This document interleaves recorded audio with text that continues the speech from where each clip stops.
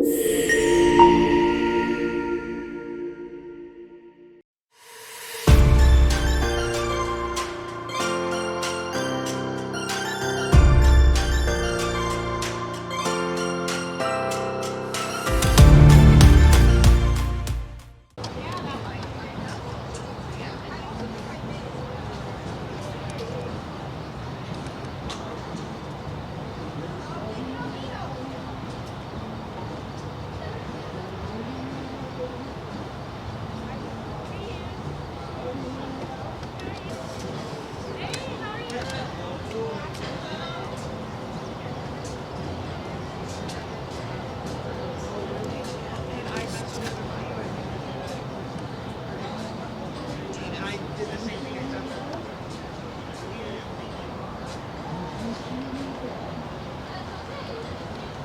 else can help you? You buy tickets? Okay. Yes, is it okay? It's so that's the representative. No, there's several.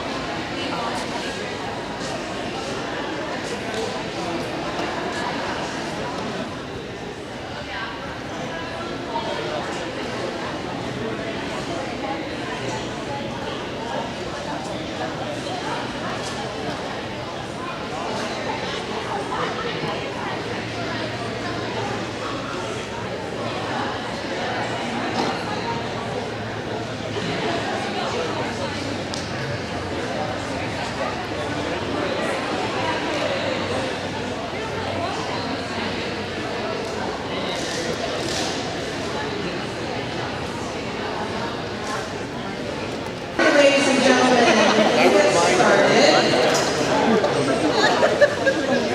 Good morning, ladies and gentlemen. Good morning.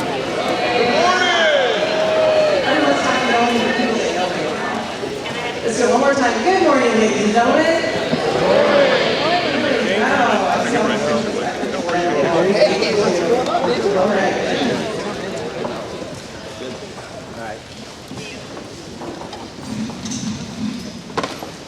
Good morning. Good morning, and welcome to the 27th Annual Modesto Chamber of Commerce Ag Aware Luncheon. I'm Jenna Rose Lee from the Save Farm Companies, and I'm honored to be your MC for this year's event. Before we start our program, I want to extend a thank you to Modesto Junior College, Troy Gravatt, John Macedo, and the dedicated staff and volunteers at the MJC Ag Department for preparing today's delicious meal and graciously hosting us in this fantastic venue. Let's give them a round of applause.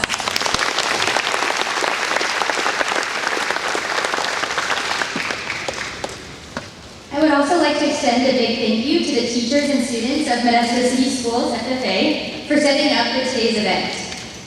It is a heartwarming feeling to see our community gather together to support our ag community. This event serves as a reminder of the significance of agriculture, the lifeblood of our valley. For many of us, it is not just a job, but our livelihood. It plays a pivotal role in our economic prosperity. Today, being a Californian can often be controversial. but for us, being from the Central Valley fills us with pride. The essence of the California we cherish is embodied right here, sitting in this room. We are the backbone of the Central Valley agriculture, and we together can accomplish amazing things. Networking and exchanging ideas over a shared meal is essential for fostering unity and ensuring the continued growth and prosperity of our agricultural industry. Above all, this event aims to uplift and champion our youth, the future farmers, future leaders, and future stewards of our community. I think we can all agree that now more than ever, there is an urgent need for our youth to embody and live out the values and principles that we hold dear. Like many of you, I come from a family that is deeply rooted in farming. I live on a ranch just a few miles here in West Modesto. My family raises registered Holstein dairy cattle and farms almonds. My sister Caroline and I both proudly showed registered Holsteins from Modesto High at the Bay, and both of us continued our educations at Cal Poly San Luis Obispo. I was an agricultural communications major, and Caroline a dairy science major. Today, I'm honored to serve as a marketing manager for the Safe Mart companies. Each day, I am reminded of the profound significance of our food system, from farm to shelf. Working at the intersection of sourcing from our farmers and connecting with our shoppers offers a truly enriching and unique perspective for me. As we continue to breathe, we will continue to eat. Thus, we must continue to invest in our agricultural students and their education. So thank you for being here today and generously dedicating your time and more to our community and our youth. It is now my pleasure to welcome to the podium the Modesto Chamber of Commerce President and CEO, Trish Christensen.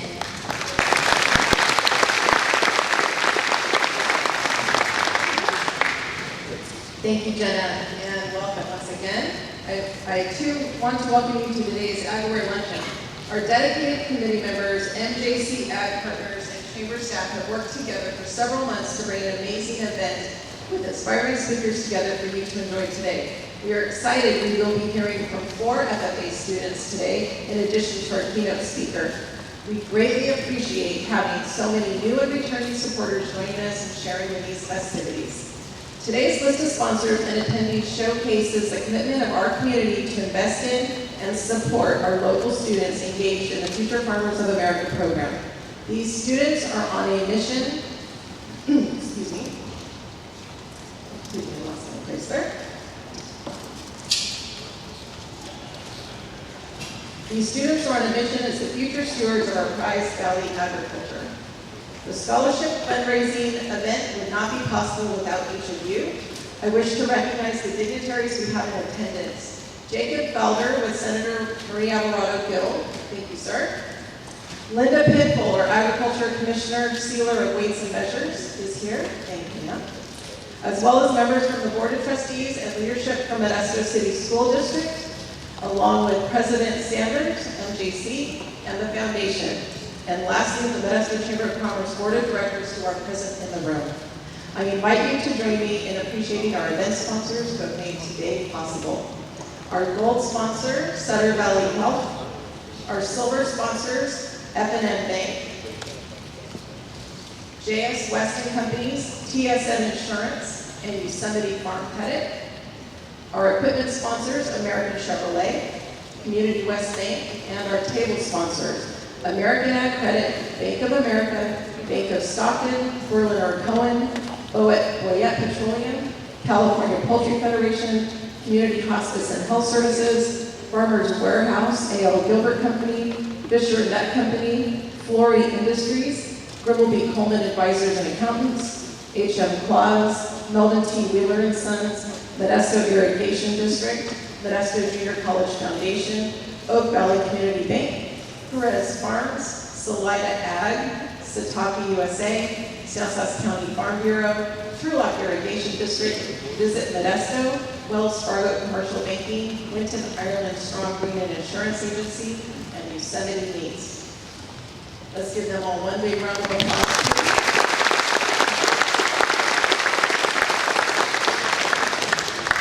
One of my favorite categories is our in-kind donors who help bring the meal to our table today. Crystal Creamery, Trina Foods, Yosemite Food Inc., Flowers Baking Company, Stewart and Jasper, F&M Bank, American Ag Credit, Yosemite Farm Credit, Modesto City Schools, and Yosemite Foods Incorporated. Let's give them a round of applause.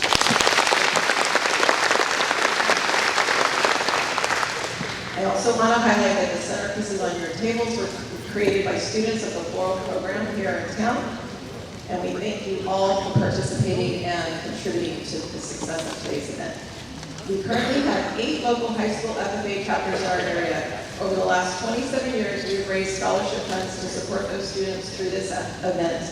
These programs are a success because of your loyal support, and we thank each of you for that.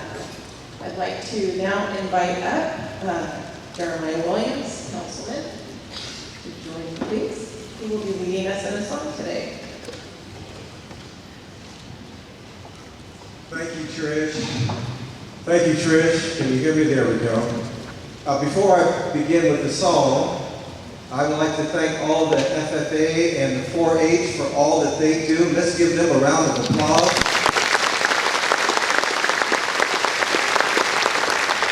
So why did I do that? Well, I am on the Fair Board and have been for the last 9 years, and we're starting on the 5th of July, and I know some of you are probably wondering why.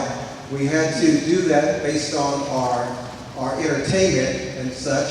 However, for your listening today, there will be 3 days of drone patriotic presentation, the first 3 nights, free of charge at the fair, July 5th, July 6th, July 7th.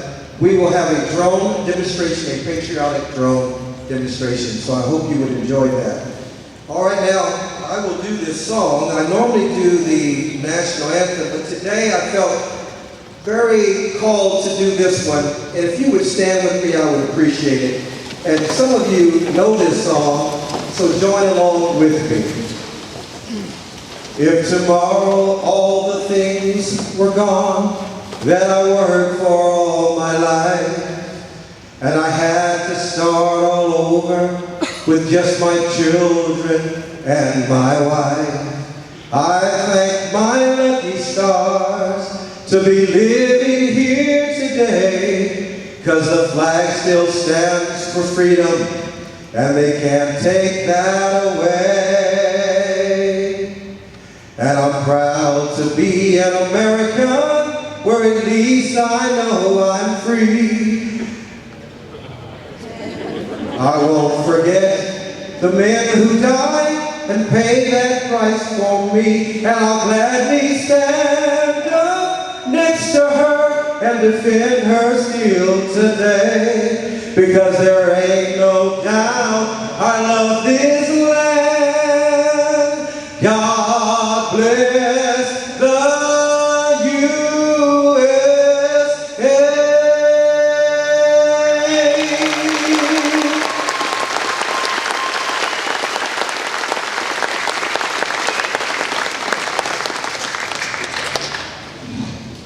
Never know what you're going to get with him.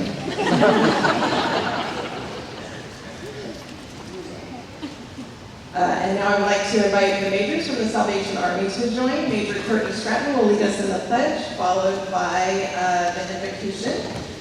Up here. Come on. Please join me in the pledge.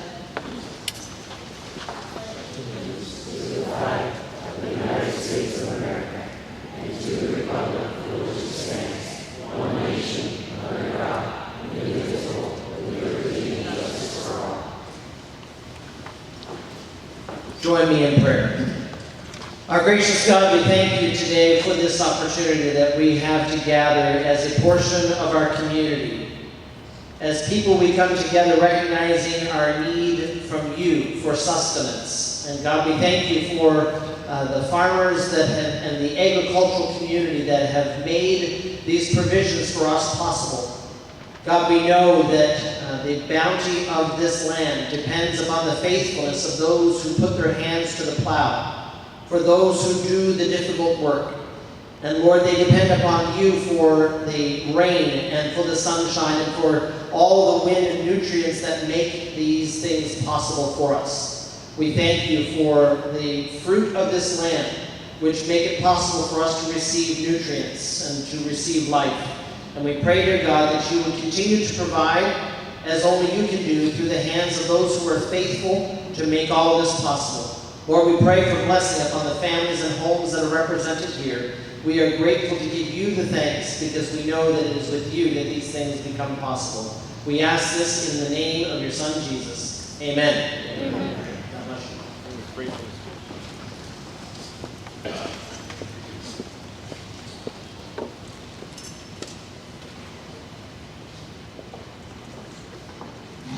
Thank you, Councilman Williams and Major Stratton, and thank you, Trish. I will now dismiss all tables for lunch.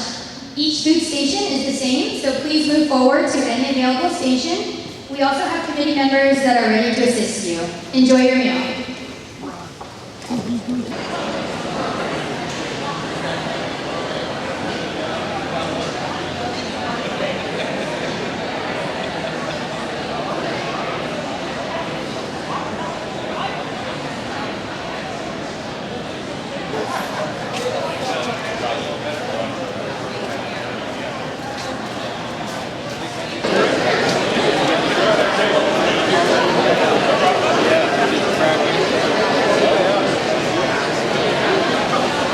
Today we support our local FFA chapters. California FFA is a high school youth leadership and career development organization. California FFA currently has over 102,000 members and 356 chapters across the state. Our amazing members come from 8 local high schools: Bayer, Central Catholic, Davis, Downey, Enox, Grigori, Johansen, and Modesto High, the second chapter chartered in the state of California. Here today, there are 40 student members who helped with the setup of the venue, assisted you to your tables, showcased their respective chapters, and will help clean up after we leave today. Thank you to each of our FFA students for your hard work and dedication to yourself, the FFA program, and our community. Earlier, I spoke about the importance of investing in our future. Today, we hear from 4 of our local FFA leaders. If you need confirmation of your investment today, please listen to these impressive and accomplished young leaders. Ana Bea Herrera Paradis. Ana Bea is a senior and has been involved in FFA since she was a freshman at Tokay High School. She came to Thomas Downey as a sophomore, where she became an FFA chapter officer, section officer, agronomy team member, and section speaking contest award winner. Next we have Jasmine Hall. Jasmine is a senior at Thomas Downey and has been increasingly active in the FFA since her freshman year. She is a varsity soccer player along with being a chapter and section FFA officer. We have Gianna Genesi. Gianna is a junior at Modesto High School and an active member of the agriculture department in FFA. She is on the livestock judging team, is a chapter and sectional officer, and is the recently elected Central Region FFA reporter. Then we have Gabrielle Furtado. She is the Modesto FFA reporter and the Stanislaus Tuolumne section reporter. She was also recently elected as the Central Region FFA Vice President at Large. She's on the dairy judging team and competes in the prepared public speaking contest. She also happens to be my cousin.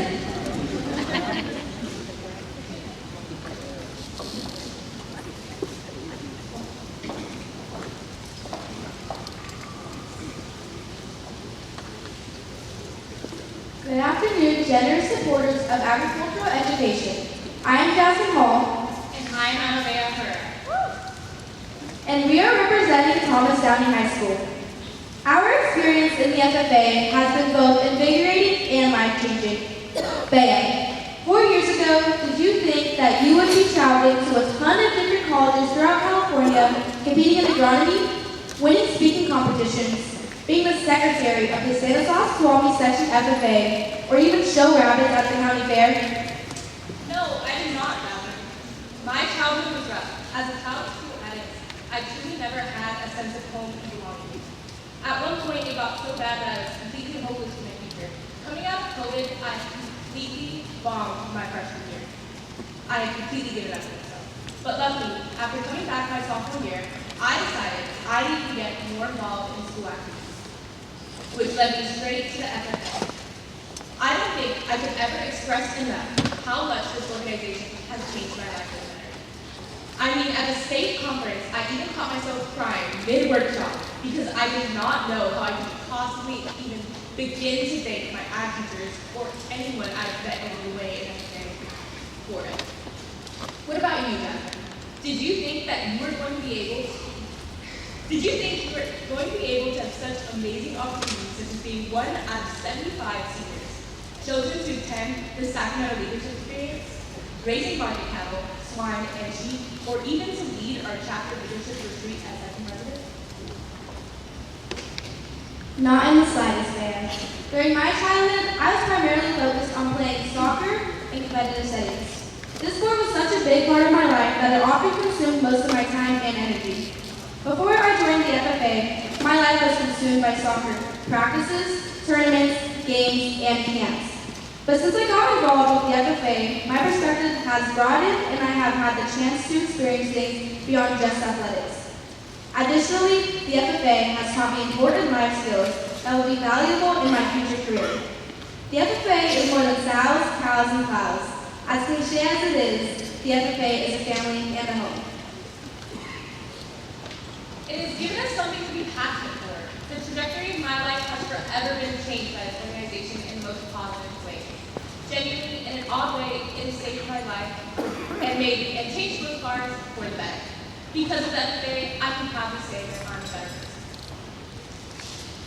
Both of us have committed our lives to not only advocating for agriculture, but educating people on it. We have found a career, lifelong friends, and values that will follow us around for the rest of our lives.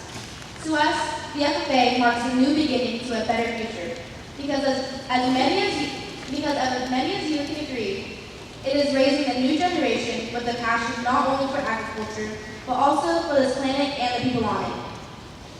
The kids in these blue corduroy jackets truly take the FFA motto, learning to do, doing to learn, earning to live, and living to serve to the core of their very soul. Together, we are all collectively trying to build a nation, not just for ourselves, but for the future generations.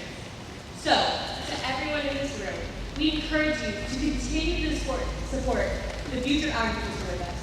Whether that's by encouraging your kids to join FFA or 4-H, helping out your local chapters with events that they're putting on, or even just stopping to talk to us, to any of us in our blue jackets anytime you see us. Your support means more to us than you could possibly imagine. Thank you to our community, advisors, parents, grandparents, guardians, and past FFA members and agriculturalists for paving the way to our future success. Thank you.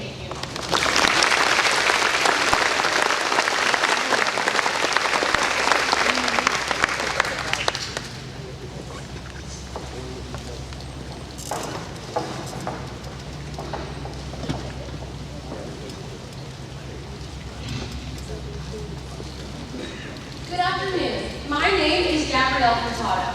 I'm Gianna Tracy, and we're from Modesto FFA. Being a third generation Modesto High Panther, Modesto High was never a doubt in my parents' mind. What was the question was who I would be at school. Coming from an ag background, I decided to take an ag class, not knowing what was yet to come. I filled my high school experience with love and passion for our FFA program.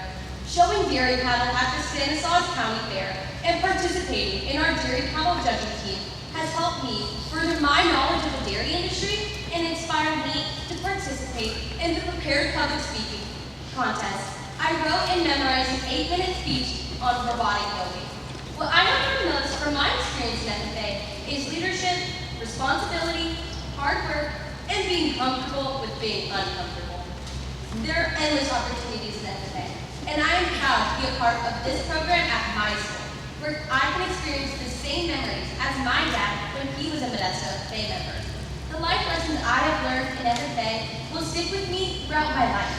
I would like to attend college at Cal Poly, San Luis Obispo, majoring in ag business. I will always advocate for agriculture and the opportunities it brings to benefit all students and young minds in this program.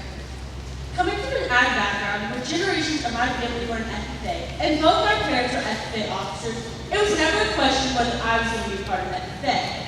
I always knew I wanted to be heavily involved, but I never thought it would take me as far as it has and shape me into the person I am today. I grew up showing sheep, so going into my freshman year, I knew my SAE project would be here, and that I would be a member of the livestock judging team. I wanted to do everything I could at the chapter level, from attending leadership conferences and every chapter meeting, to helping with fundraisers and going to competitions. Starting my sophomore year, we got 2 new ag teachers who pushed me out of my comfort zone, getting me more involved. I was just as active as my freshman year, but this year I competed in impromptu public speaking, attended Washington Leadership Conference, and ran for chapter office as well as section office. I was lucky enough to be elected as the Stanislaus Tuolumne section treasurer. My junior year has by far been the best year in my FFA career.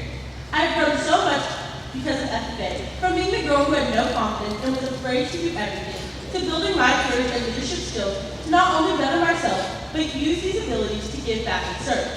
I want to help members understand everyone has a place in FFA, no matter what your background is, and the endless opportunities that come from it. After graduation, I plan to continue my passion and love for agriculture by attending MJC, competing on the livestock judging team, majoring in ag education, and furthering my education by attending Chico State to become an ag teacher to inspire the next generations of future leaders in agriculture. Even though we could go on and on about what we have learned from FFA, to sum it up, this program gives us inspiration. It makes us want to be more, not just within our high school, section, region, but within our state as well. We appreciate all of you for your continued support for this program.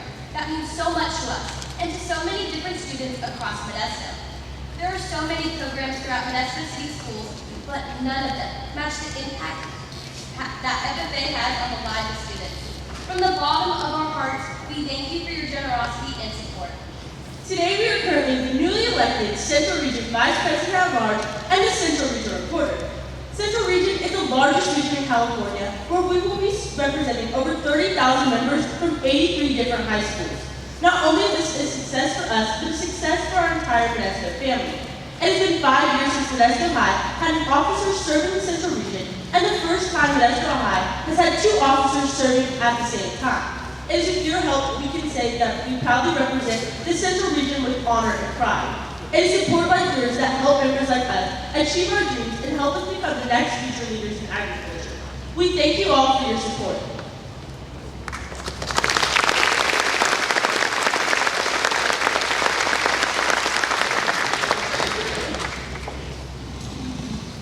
Great speeches from our future leaders. Thank you, Anabea, Jasmine, Gianna, and Gabby. Please give these students another round of applause.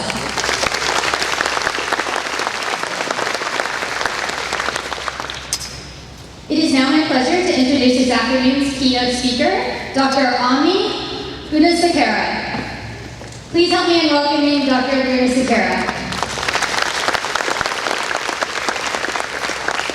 Dr. Gunasekera is the new Director of Science and Research at the California Bountiful Foundation, where he conducts scientific studies on critical matters affecting California agricultural communities. He has held previous roles, including Science Advisor to California Agriculture Secretary Karen Ross and Environmental Program Manager at the California Department of Food and Agriculture, specializing in environmental incentive programs and climate change issues. Dr. Gunasekera earned his doctorate in agricultural and environmental chemistry from the University of California, Davis, holds a master's degree in plant and soil sciences, and a bachelor's degree in the environmental sciences and anthropology from the University of Massachusetts at Amherst. All this to say, Dr. Gunasekera is more than qualified to speak to us today.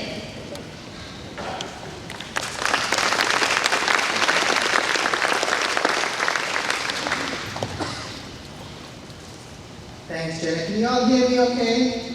Yes? Okay, great. Well, thank you for the nice introduction and for the invite to be here today. Evidently, I'm the first speaker to have a PowerPoint presentation at this event, so I don't know if you can all see that screen, but I'm going to put up some visuals that I hope you take away with you as you talk to other folks who are in agriculture and not in agriculture. So, I'm here to talk to you about water use, agricultural water use. I know, hot topic, right? There's a lot going on. There's Sigma, there's HUTS, there's this, there's that. But I'm here to provide some good news for you that agriculture doesn't use as much water as you might think or others might think out there. Oops, hold on 1 second. There we go. Okay. So this is two images of Lake Orville. One in 2014, that's pretty dry. We had a historic drought at that time. And then one in 2017 where we had some atmospheric rivers coming, just like this last year where there was a lot of water, right? So this is not surprising to you. We're going through these highs and lows of water where we have wet years and dry years. So I have a question to start with for all of you, and just raise your hand. How much water do you think ag uses? Let's go for 80%. Ag uses 80% of the water. Okay, I see a couple of hands. Okay, how about 60%? 60% of all the water. 40, let's go for 40%. Okay, that's pretty good. How about 20%? How about 0? Well, good. I'm glad you didn't put your hand up for that one, right? Because ag does use water, right? So, back in 2022, I don't know if you can all see this. Back in 2022, if you did any kind of internet search using these 5 keywords or 4 keywords, California uses 80% of water, okay, on any of your search criteria. By the way, I should let you know that this agriculture is not a word in the search here, okay? But surprisingly, actually maybe not surprisingly, what you get at first on your search hit is that in California, 80% of our water goes towards agriculture, and 20% of that goes towards finance. I'm going to repeat what I just said. I didn't put in agriculture into the keywords. Yeah. I just put in California uses 80% of water. And he told me that agriculture uses 80% of water, even though I didn't ask him, right?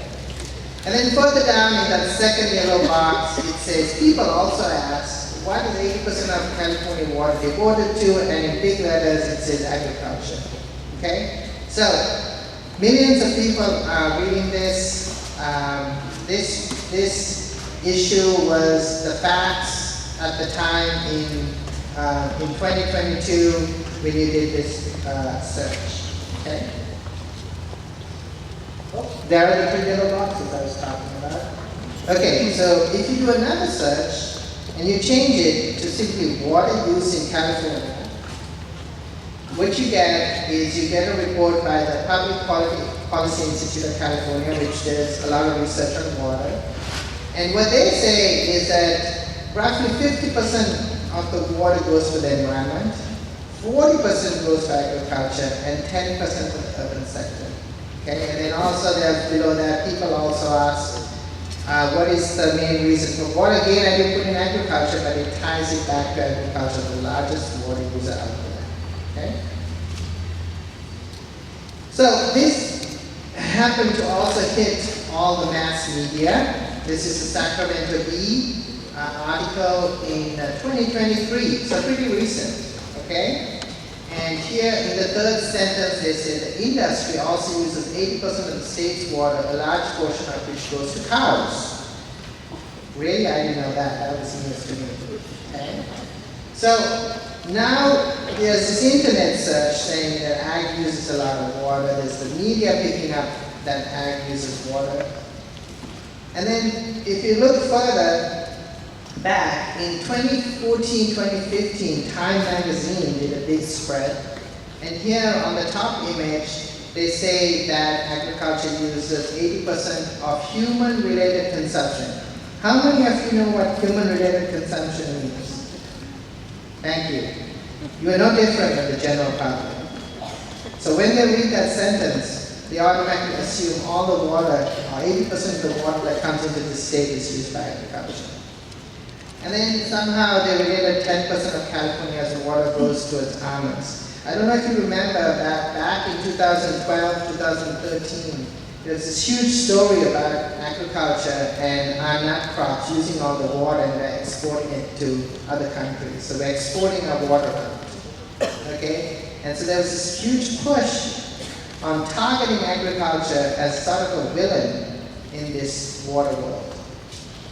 So, there's a lot going on here, right? We have 10%, 40%, 80%. So one thing we did at the foundation was we said, okay, you know what, this is really confusing. Let's prove it to ourselves that agriculture is using 80% of the water. So what we did is we just said, okay, we're going to ask some very simple questions. Okay, we're going to ask how much total water comes into this state. And then we're going to ask how much of that water is captured and how much of that water is not captured.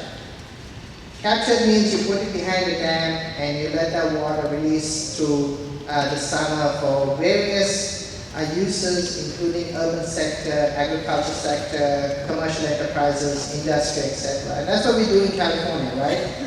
The Sierras get the snowpack, it slowly melts over the spring and summer, and then from north to south, we move the water like no one else does in the world, and we use the water wisely before it goes out to the ocean. The other questions we ask is how is water for agriculture being represented in the media? Where does that 80% number come from? Because that's a little troubling. And how is agriculture portrayed in the media? What about that uncaptured water? If there's any uncaptured water, how is it being portrayed? Okay? And then finally we say, okay, well, if the data is all over the place, let's set the narrative on how agriculture water should be represented. Okay, so that was sort of this exercise that we went through. Okay, so here's an image. In wet years, such as 2023, okay, on average, you get about 200 million acre feet. Now, you know how much you use for your farm, okay, 1 to 2 acre feet. Okay, we get 200 million acre feet. Remember that number as we go through this presentation. It's really important, okay? Agriculture needs about 34 million acre feet for our 9.6 million irrigated acres, okay? Now that number is probably a little less because Sigma came into the picture, right? So we need about 34 of that 200 million acre feet. Okay, so how much water is captured from that 200 million acre feet? So I put the previous slide I showed you on the top right-hand side, because you're looking at it from that side. I hope I got the left and right side, right? That little small image up there. That's the 200 million acre feet. Of that, you can't just say in any year this is how much water is captured. You have to separate it out by a dry year and a wet year. And a dry year is where I showed you where Lake Orville is pretty dry. For this example, we are using 2014 as a dry year. That was when the historic drought happened. And for a wet year, when we get a lot of water like we did these last 2 years, okay, we're using 2006 as an example. So in a wet year, we get about 254 million acre feet. 54 million acre feet more than that 200 million acre feet, right? You all with me? Yes? Okay, good. In a dry year, we get about 103 million acre feet, so half of the average that we usually get. And that's a huge cut, right? So in a wet year, 41% of that water is captured, and about 60%, 59% of the water isn't captured. Okay? That's going out to the ocean, by the way. Okay? In a dry year, about 60% water is captured. Okay, and 40% is not. And I'll get to the reason why the 40% is not. Okay? But there's only a certain amount of storage in the state, and so these are the numbers. Okay, the 200 million acres is not captured in its full. Okay, make a note of that. Okay, so we're going to move on to how much of that captured water does agriculture get. So now I have moved that previous slide to the top right-hand picture, right? And we're just talking about the blue portion of that. That's the captured, because the red portion is uncaptured and moving out to the ocean, right? Everyone with me? Yes. Okay. So out of that captured amount, in a wet year such as 2006, agriculture uses about 29% of the water. And in a dry year, agriculture uses about 53% of the water. Okay, this is just captured. Now, what's important to know is that agriculture gets about 30 to 35 million acre feet, regardless if it's a wet year or a dry year.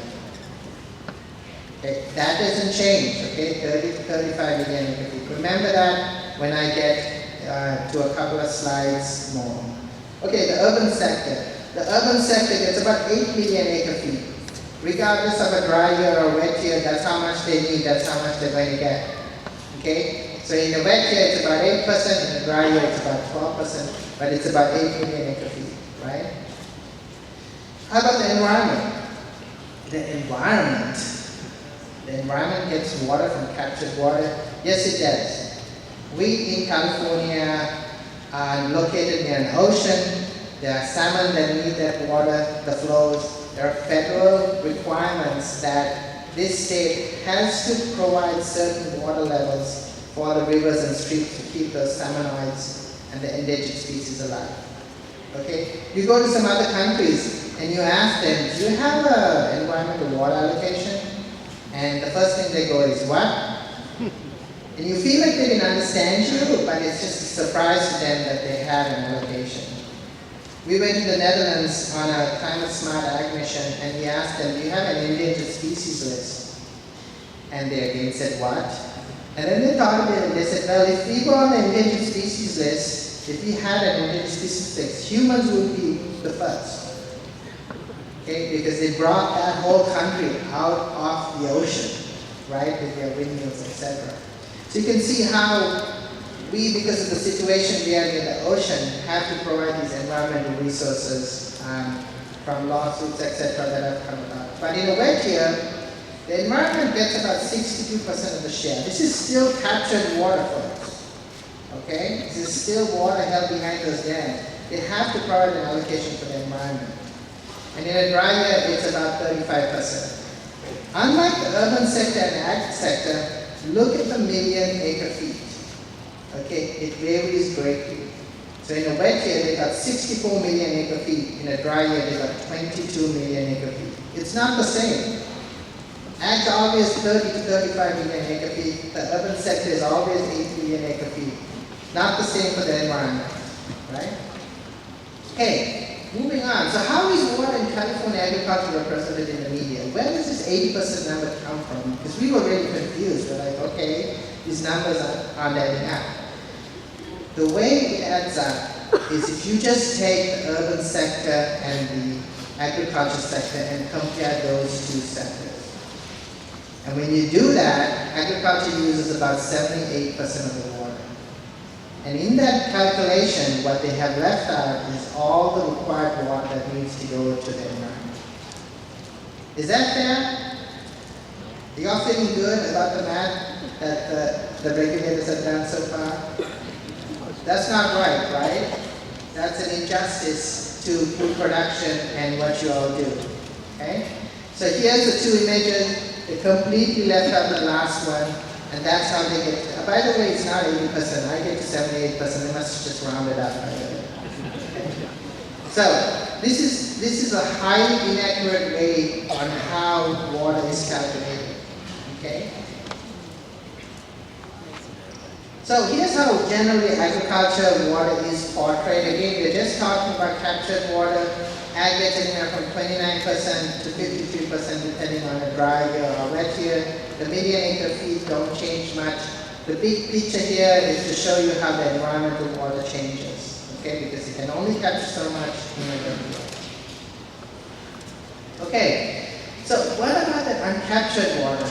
Remember I showed that initial slide here on the top right hand side, I put in a little box now. What about that red part?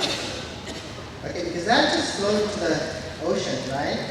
But somehow it isn't allocated or classified as environmental water. It's not actually classified at all. And it's not taken into account at all in our equations in distribution of water to the urban, agriculture, and environmental sector. Okay? So I actually changed the red to green because green is environment. Okay, let's just for hypothetical reasons, just change it to green. Okay? So let's see where this And oh, by the way, I'm classifying it from my logic as environmental water because here's Reading, here's the Calatrava Bridge there, the little white thing, okay? This is water from the Sierras making its way through Sacramento River. And actually it's just hitting the environment, right? It's evaporating, it's hitting the soil, it's hitting the trees, and eventually it provides shelter for the salmon, and then it goes to the ocean. From my every education standpoint, those classifications fall into environmental water. I don't know what else it is. Okay? Either my education wasn't right or I'm just logically not thinking about this right. Okay? So from my right viewpoint, that's environmental water. So, let's say from the total water in the state, the 200 million from the captured and uncaptured water, how much does agriculture use? So that's the next question we ask. And in a wet year, we use about 12% of the water. In a dry year, we use 29% of the water.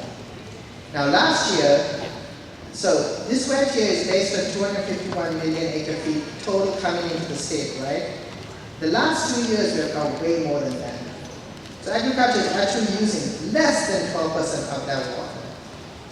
Okay? And that's not the narrative you say in the media. Okay?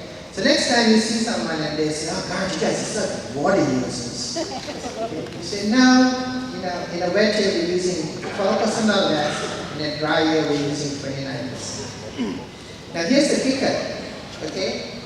If ag was such a waster, okay, 80% they're using so much water, 80% of the 200 million acre feet, that's a lot of water, right? But actually, if you look at the math, remember I told you that urban sector uses 8 million acre feet and ag uses between 30 and 35 million acre feet. Do the math. That's only 4 times more than the urban sector. That is amazing. Okay? Only 4 times more than the urban sector. Okay? That's water efficiency there.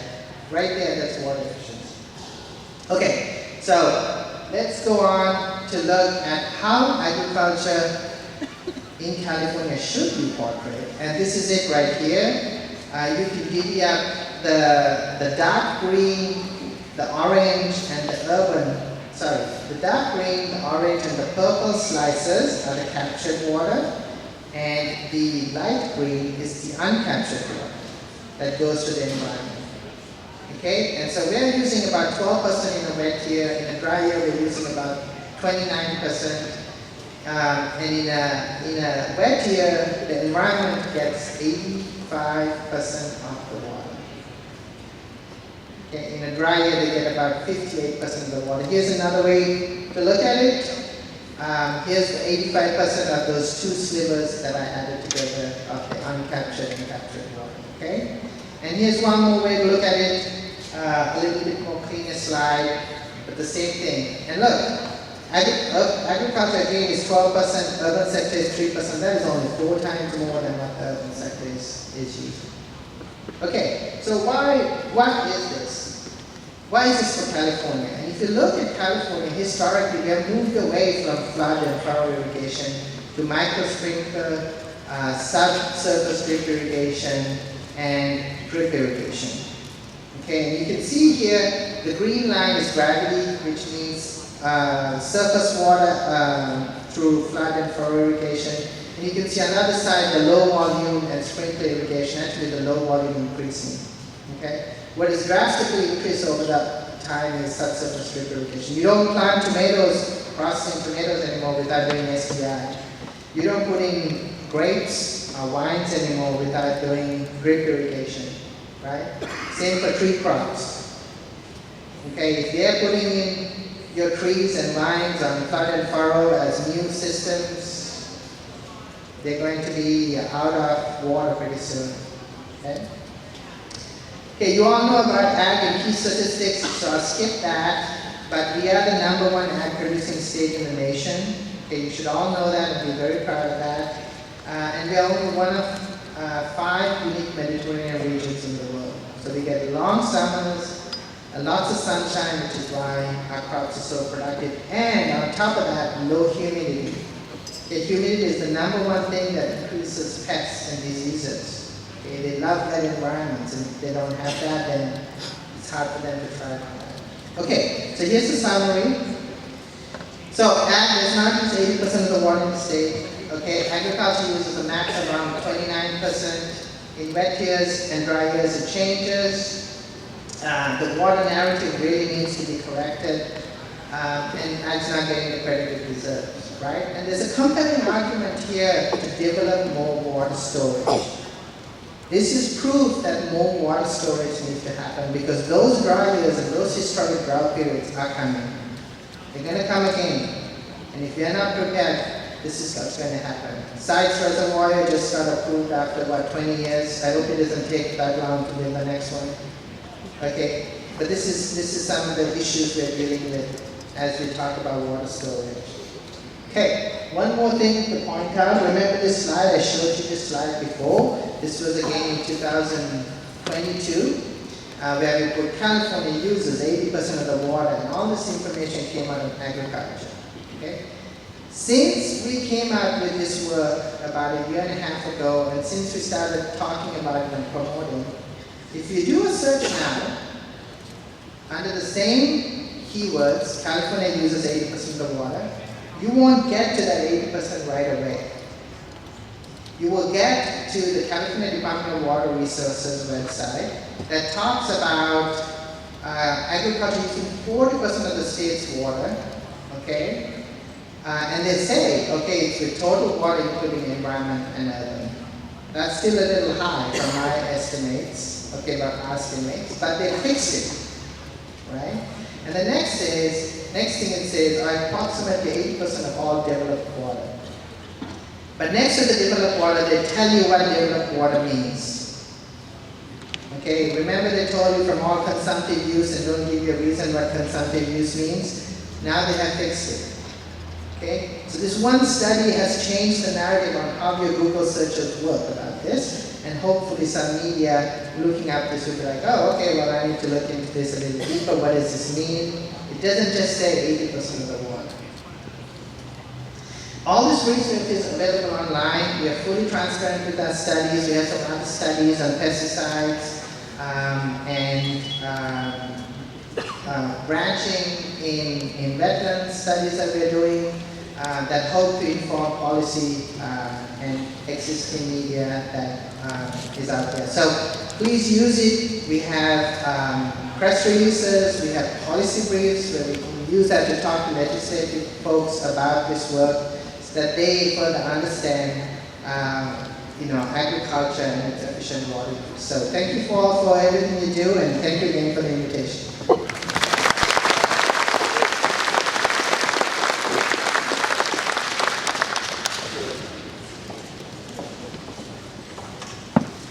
Thank you, Dr. Sakara. We really appreciate those insights, and yes, I'm very proud of our state in agriculture.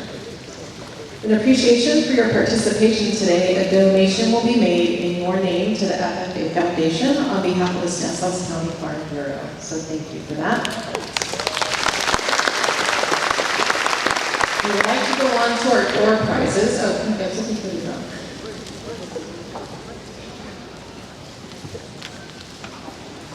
All right, do we have students on the other end? Thank you, Linda. I see you lining them up. When you arrived today, each of you were asked to drop a business card in the bowl for your chance to win one of the great door prizes donated by the Modesto City Schools FFA chapters. Each chapter put together 2 of these items. If your business card is drawn, please stand and the students will deliver to you. So when we're running across, they're going to come to you.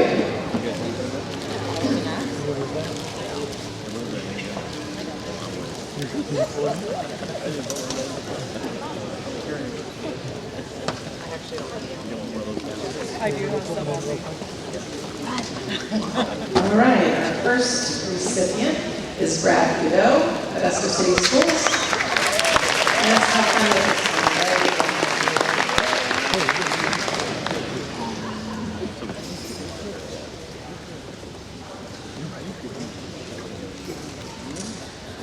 Martha Ballesteros with F&M Bank.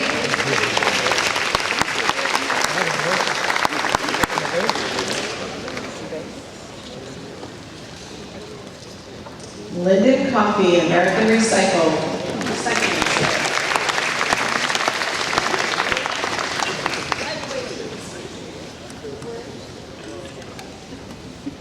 Julie Mayfield, Flagstar Private Bank.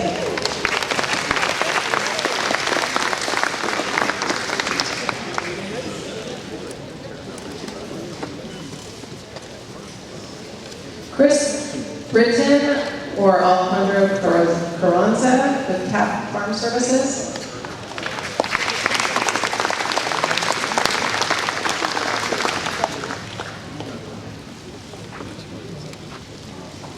Linda Bassard with Brimbleby Coleman.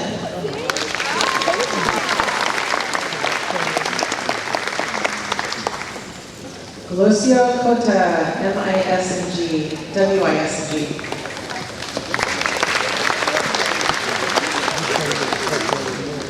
Kristen Galloway, Visit Modesto.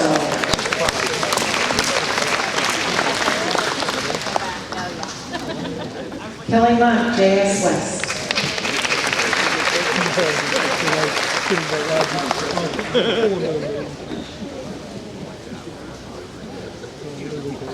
Jessica Haywood, Old Republic Title.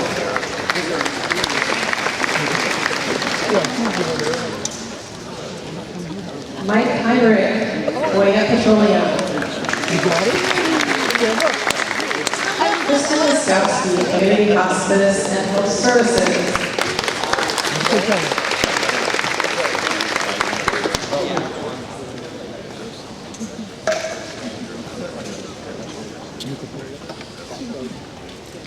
Wrangler Wheeler, Melvin T. Wheeler and Sons. Melanie Pellegrino, Stanislaus County. Linda Henry Green. Dave Wheeler, owner, Melvin T. Wheeler and Sons. Tom with TSM Insurance Services, right down here, thank you.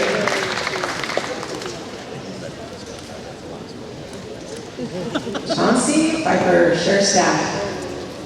There we go.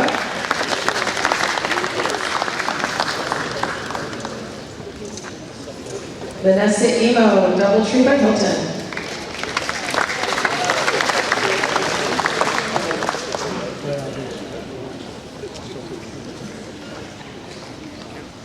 President Sanders and J.C. Modesto would like to stand up anyway. Thank you.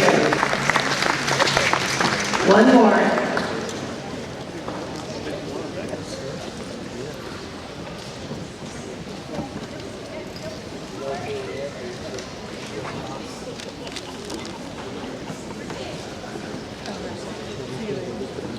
And that concludes the drawing.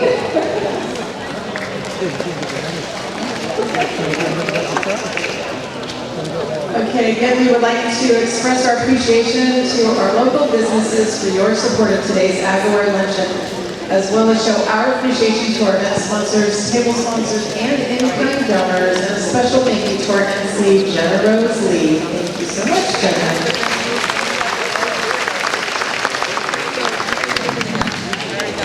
Last but not least, I would like to recognize the dedicated members of the Modesto Chamber Agriculture Community. They are each listed on the back of your program. Please mark your calendars for September for this year's Harvest Luncheon. Thank you very much to Trish Christensen and the Chamber staff for their excellent work in the planning and coordination of this event. To Modesto City Schools for the PowerPoint presentation, and to Modesto Junior College for the table signs and placemats. As always, please be sure to take with you the packages of locally grown goodies on your table.